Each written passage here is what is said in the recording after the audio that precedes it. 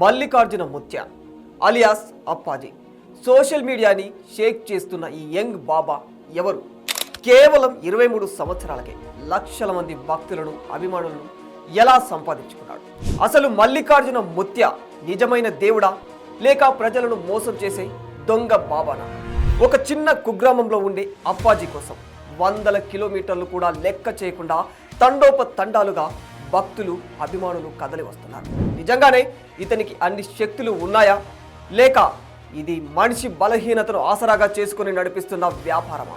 నిజమేదో అబద్ధమేదో తెలియాలంటే ఈ వీడియోను ఎక్కడా స్కిప్ చేయకుండా చివరి వరకు పూర్తిగా చూడండి.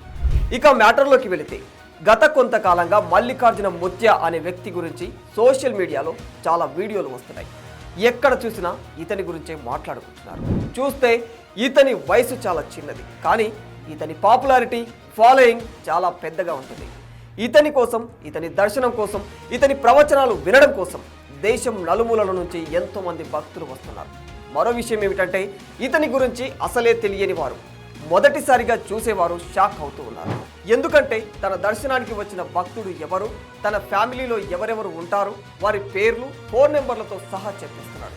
ఇంకా తన కోసం సాధారణ భక్తులే అనుకుంటే పెద్ద పెద్ద రాజకీయ నాయకులు, సెలబ్రిటీలు, చదువుకున్న మేధావులు కూడా వస్తూ ఉన్నారు.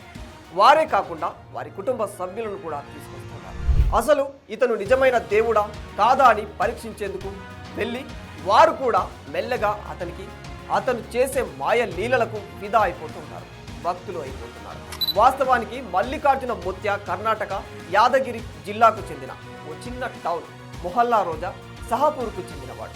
మల్లికార్జున ముత్య ఉత్తర కన్నడ ప్రజలకు చాలా అంటే చాలా ప్రత్యేకమైన వాడు. ఎందుకంటే ఇక్కడి ప్రజలు అద్భుతాలు చేసే వ్యక్తులను నడుస్తున్న దేవుళ్ళుగా కొలుస్తూ ఉంటారు. అలాంటి వారిని ప్రేమ గౌరవంతో ముత్య అని పిలుస్తారు. అంటే విలువైన వారు అని దీని అర్థం. అయితే మల్లికార్జున ముత్య నాన్నగారు హనుమంతరాయ ముత్య అంతకుముందు అక్కడి ప్రజలకు ఆధ్యాత్మికంగా అండగా ఉండేవారు. అందుకే అతను ముత్య అను బిరుదును పొందాడు. ఆ హనుమంతరాయ ముత్య రెండవ కుమారుడే ఈ మల్లికార్జున ముత్య.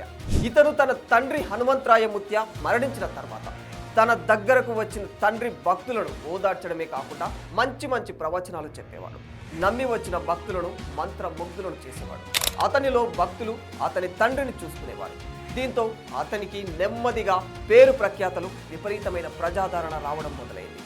ప్రస్తుతం మల్లికార్జున ముత్య ఎంత ఫేమస్ అంటే దేశంలోని బడా రాజకీయ నాయకులు, సెలబ్రిటీలు అందరూ కూడా ఈ మఠానికి క్యూ కడుతూ ఉన్నారు. ప్రస్తుతం ఇక్కడ ఉన్న మరో ప్రత్యేకత ఏమిటంటే మఠానికి వచ్చిన భక్తులందరికీ కూడా పగలు రాత్రి తేడా లేకుండా నిరంతరం భోజన సదుపాయం కూడా ఏర్పాటు చేస్తున్నారు. ఇంతవరకు అంతా బాగానే, కానీ కొంతమంది అనుమానించేవారు, విమర్శలు చేసేవారు ఇదంతా చాలా జాగ్రత్తగా చేస్తున్న మోసమని అంటున్నారు. ఇలాంటి వ్యక్తులు మన దేశంలో పొదవేమీ లేదు, కొత్తేమీ కాదు. ఇతని కంటే ముందు కూడా ఇలా చాలా మంది వారి మాయలు చూపించి జనాలను ఆకట్టుకున్న వారు ఉన్నారు. కానీ ఆ తర్వాత వారి బాగోతాలు బయటపడి ప్రజల ముందు మొహం చెల్లక కనుమరుగైపోయారు కూడా. అప్పట్లో అమ్మా భగవాన్ అని ఇద్దరు దంపతులు కూడా ఇలాగే మేము దేవుళ్ళము అంటూ అమాయకపు ప్రజలను నమ్మించేవారు. తర్వాత అడ్డంగా దొరికిపోయారు. ఇంకా యూపీకి చెందిన బోలే బాబా ఇంటెలిజెన్స్ బ్యూరోలో పనిచేసి ఆ ఉద్యోగం మానివేసి బాబా అవతారం ఎత్తేశాడు. నేను దేవుణ్ణి అని అప్పట్లో చాలా ఫేమస్ అయినవి. విచిత్రం ఏమిటంటే బాబా అవతారం ఎత్తిన కంటే ముందే ఇతగాడిపై లైంగిక వేధింపుల కేసులు కూడా ఉన్నట్లు ప్రూవ్ అయ్యాయి. ఆ కేసుల్లో 1997లో అరెస్ట్ అయి కొన్నాళ్ళు జైలు శిక్ష కూడా అనుభవించాడు. ఆ తర్వాత ప్రజల అమాయకత్వాన్ని ఆసరా చేసుకుని బోలే బాబాగా మారిపోయాడు. ఒక తొక్కిసలాట ఘటన వల్ల తన నిజ స్వరూపం బయటపడిపోయింది. అప్పటి నుంచి అడ్రస్ లేకుండా పోయాడు. ఇలా చెప్పుకుంటూ పోతే మన దేశంలో లెక్కలేనంత మంది దొంగ బాబాలు ఉన్నారు. అయితే వారి బండాలం ఎప్పుడు బయటపడాలో అప్పుడు బయటపడి ఆ తర్వాత కనుమరుగైపోయిన వారు చాలామంది ఉన్నారు. అయితే ఇప్పుడు మల్లికార్జున ముత్య చేసేది కూడా అచ్చం అలాంటి మోసమే అని కొందరు విమర్శలు గుర్తిస్తున్నారు.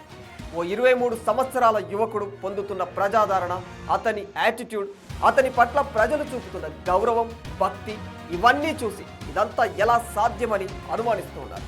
ఇతను నిజంగానే దేవుడా, ఇది నిజమైన ఆధ్యాత్మిక సేవేనా లేక ప్రజలు గొర్రెల్లా నమ్ముతున్నారు కాబట్టి వారి అమాయకత్వంతో చేసే వ్యాపారమా అని ప్రశ్నించేవారు కూడా ఉన్నారు. అయితే ఇలా అడిగే వారి ప్రశ్నలకు సమాధానం కావాలంటే ఏది నిజం ఏది అబద్ధం అనేది తేలాలంటే కొంతకాలం వెయిట్ చేయక తప్పదు మరి. ఏది ఏమైనా ప్రస్తుతం అతని పేరుతో నడుస్తున్న ఆధ్యాత్మిక సేవలు మెచ్చుకోదగ్గవే. For more videos like this, subscribe Big TV channel.